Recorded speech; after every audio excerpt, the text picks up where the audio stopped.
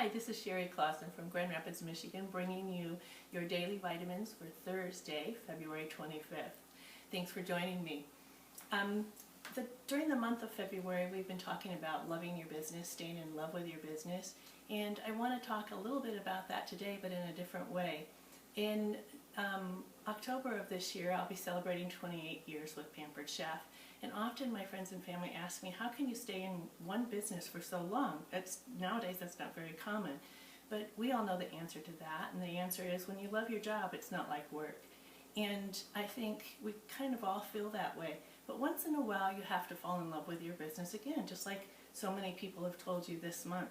What I really love about Pampered Chef is that it's not like work, and every time I go to do a show, it's different. Even if I have the same hostesses or the same guest, I have different recipes, different tools, and different situations. So every time I go to work, it's fun and it's different. Recently, I was able to take a healthy cooking class, clean eating cooking class. I was encouraged by my director, Yvonne Matson, and for the month of September through December, I took the course, and most of my shows in January and February were clean eating classes for my customers and my hostesses, and I love doing that. It was something different for me. At our team meetings, we try almost at every meeting to teach a new show or a new recipe and quick tips for our tools. At our February meeting, our team member, Sally Moriarty, taught us how to make ricotta cheese. It was really fun and something that I never expected that I would ever learn.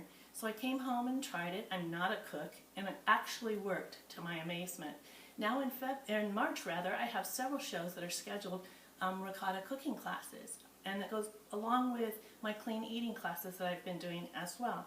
So I thought today, just very quickly for your daily vitamin, I would share something exciting and new for you so you could fall in love with a new recipe. So, ricotta cheese making.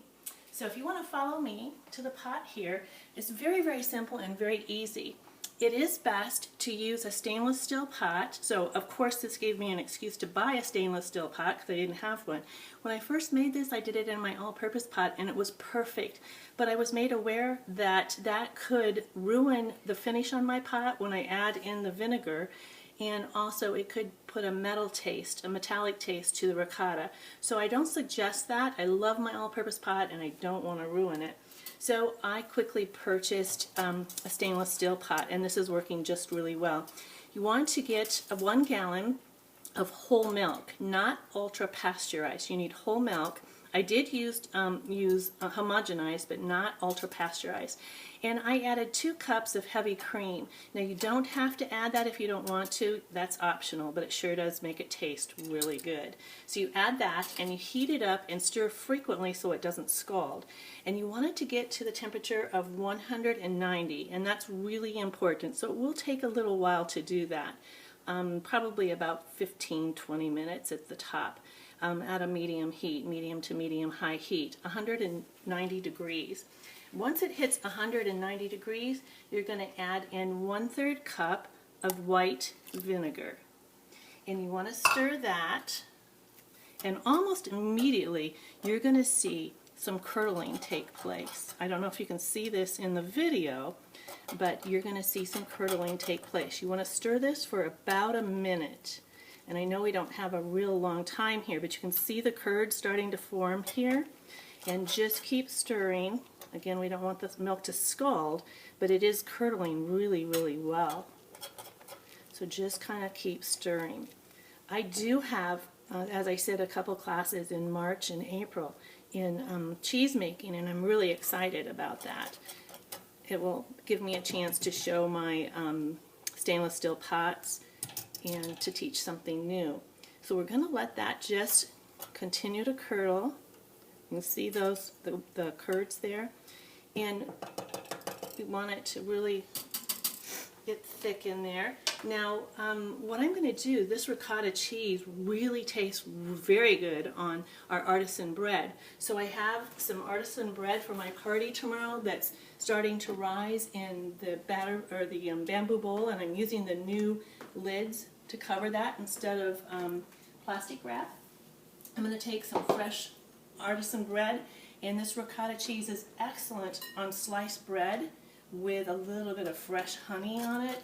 Really, really good. Or you could do an eggplant parmesan, and that shows your simple slicer really well, as well as other tools. So once this is curdled, you can come back in and see this, you're going to take the small scoop and drain, and that works really well. The recipe calls for cheesecloth, but I find that kind of hard to use because it's so hot. And this will strain it. You want the whey to drip through. And I'm going to put this into, I have our stainless steel strainer, the small one, into my glass bowl. And just kind of shake it out. And we're not going to take the time to do it all here because I don't want this to be a really long video. But you can see how that comes out. See that ricotta? Nice and fresh. And so much of it. This whole bowl is going to be full of ricotta. Now you can freeze this ricotta if you want to. But just simply, I really suggest taking some fresh bread, artisan bread. That shows your deep covered baker as well, or your rock crock. And by the way, you can use your rock crock with this, but that will just hold 1 gallon of milk, and you can't add the 2 cups of heavy cream when you use your rock crock. So if you don't have the stainless steel pot, rock crock will do fine, just don't add the heavy cream. But can you see how nice this ricotta cheese is? That is wonderful, and it's so good when it's fresh. This can be frozen if you don't use it all. And that is a new recipe for you. I hope you enjoyed that. Now once you get the ricotta cheese in and strained, you're going to put this into your bowl, and then you will add 1/4 teaspoon of baking soda, and then 1/3 or 3 tablespoons of butter, and stir that up, and then your ricotta cheese is set. So I hope you enjoyed learning how to make ricotta cheese, and I hope it gave you something to be a little bit more excited about in the coming months. Have a great day. Bye-bye.